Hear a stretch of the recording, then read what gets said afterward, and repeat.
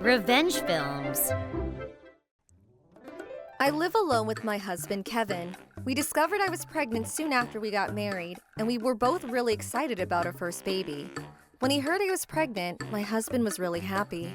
However, he was only happy with his words, and any time we would talk about our life after the baby was born, he would get annoyed.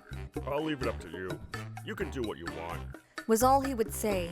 He always had a bit of a lazy side to him, so I was very worried whether he would actually help me with raising the child.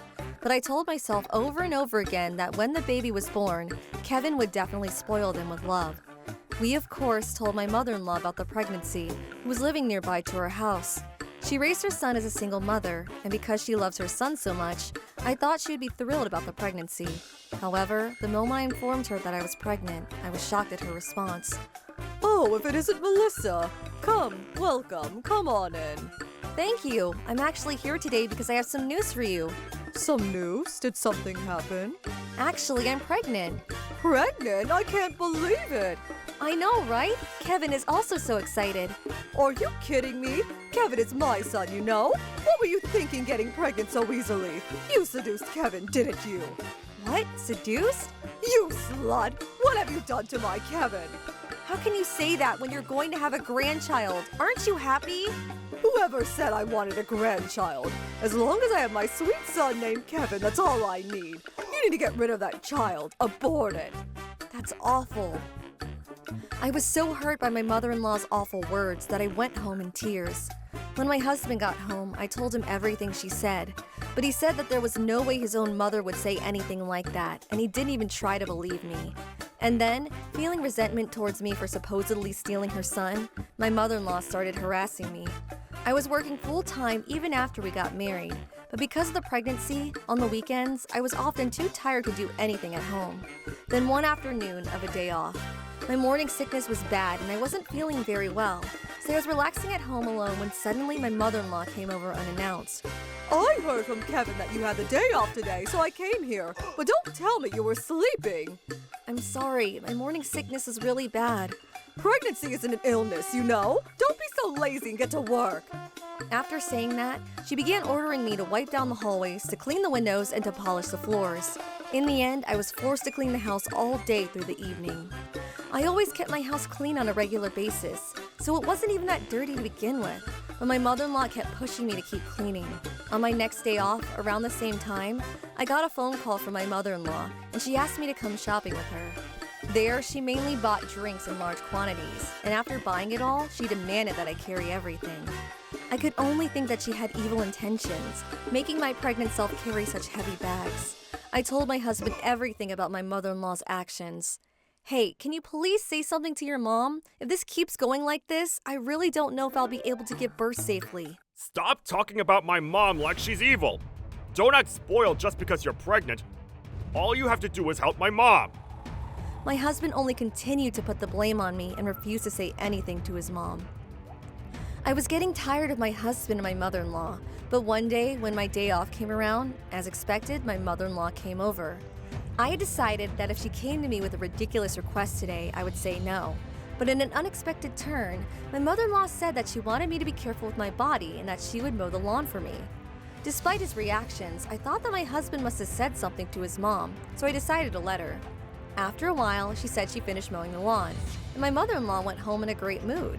After that, I went outside to go do some grocery shopping when a horror fell upon me. When I walked out of the front door as usual and headed towards the garage, I fell into a giant hole that shouldn't have been there. I couldn't understand what happened. I screamed and all I could do was struggle deep in the hole. The hole was narrow but deep, and my butt fell in as the rest of my body followed the suit, and I couldn't move my body at all. When I finally realized that I had fallen into a hole, at that moment, I remembered my mother-in-law going home in such a grand mood. My mother-in-law said that she was going to mow the lawn, but instead she must have dug a ditch in the front yard in order to drop me there. Shortly after I fell into the hole, an excruciating pain slowly started to spread across my stomach. That was when neighbors who must have heard my screams came over to look, and they called an ambulance for me. The pain in my stomach and my right leg were so horrible to the point where I could barely reply properly to the paramedics' questioning on the way to the hospital. As soon as I got to the hospital, I underwent some tests, but I was so worried about the life inside of me that I couldn't stop crying until the results came. In the end, my baby was miraculously okay, but I had broken my leg and would have to stay in the hospital. I finally called my husband and told him everything about the unbelievable harassment his mother had done to me. But while I was hospitalized, my husband didn't come to the hospital, not even once. Even after I was released, I was overwhelmed with distrust for my husband, and of course, I couldn't forgive my mother-in-law, so I told him that I was going to file a police report. But then, his response made me question my own ears. Police report? Why would you do that, my poor mom?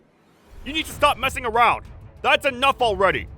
She may have been the one to dig a hole, but you're the one that fell into it.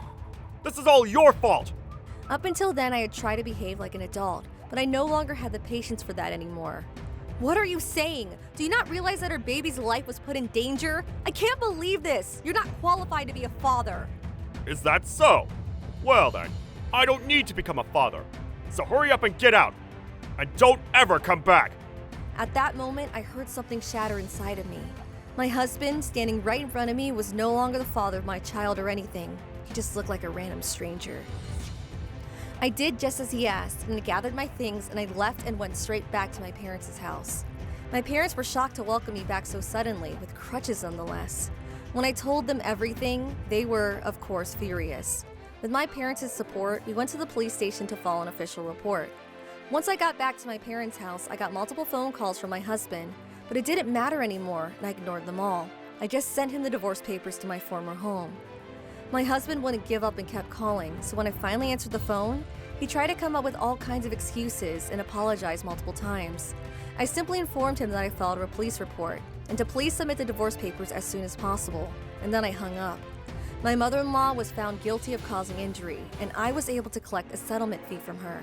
But then, my husband and my mother-in-law showed up at my parents' house in a panic, and they got down on their knees in front of our door. I am very sorry about what happened. Please, is there any way that you can please just take back the police report? I'm also begging you, Melissa. Please come back. You really think you can say something like that at this point, and it'll fly? Think about what you two have done! We ask you to please leave now. My husband and mother-in-law were desperately apologizing, but together with my parents, we kicked them out and they never came back to bother us again. News about this incident spread throughout the neighborhood, and my ex-husband was pointed at anywhere he went. He couldn't take it anymore, and in the end was forced to move out. As for his mother, because she caused such big injuries to me, she had to pay out a very high settlement fee. And because she could no longer support herself, she had to sell her house as well. After they both lost their homes, apparently the two of them moved in together to a tiny rundown apartment. A few months after the divorce went through, I gave birth to a healthy baby, and with my parents' support, I am able to fully focus on being a mother. This was also their first grandchild, and they spoiled her. My boss at work learned about my situation, and he told me I could return to the office whenever I wanted to.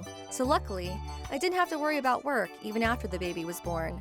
For a while, I can relax at home and focus on raising my daughter thanks to the settlement fee from my ex-mother-in-law and the child support fees from my ex-husband, and once things settle down, I want to go back to work.